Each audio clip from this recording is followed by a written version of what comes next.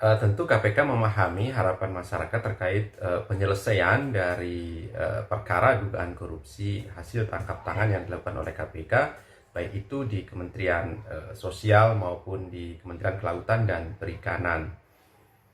Termasuk tentu mengenai nantinya terhadap mereka dijatuhi hukuman sesuai dengan perbuatan yang dilakukannya.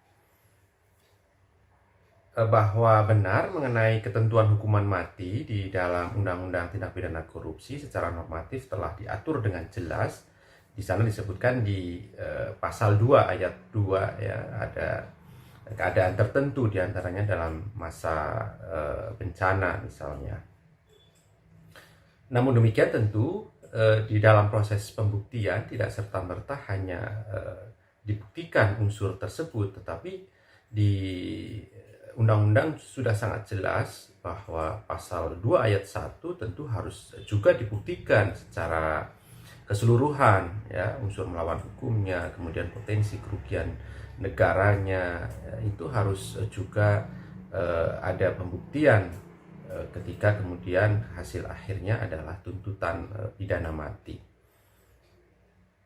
Perlu kami sampaikan bahwa terkait penanganan dua perkara saat ini, yaitu Kementerian Sosial dan di Kementerian Kelautan dan Perikanan, saat ini pasal yang diterapkan oleh KPK adalah pasal dugaan suap ya, jadi pemberian dan penerimaan suap yang di dalam undang-undang ancaman hukuman maksimalnya adalah seumur hidup.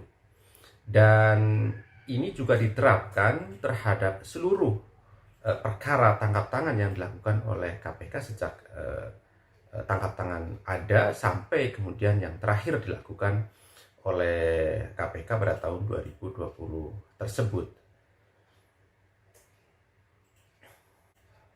Kami tegaskan bahwa di dalam proses penanganan perkara di Kementerian Sosial maupun Kementerian Kelautan, kemungkinan pengembangan penerapan pasal-pasal lain selain pasal suap, dalam hal ini adalah pasal 2 ataupun pasal 3 Undang-Undang Tindak Pidana Korupsi, sangat dimungkinkan.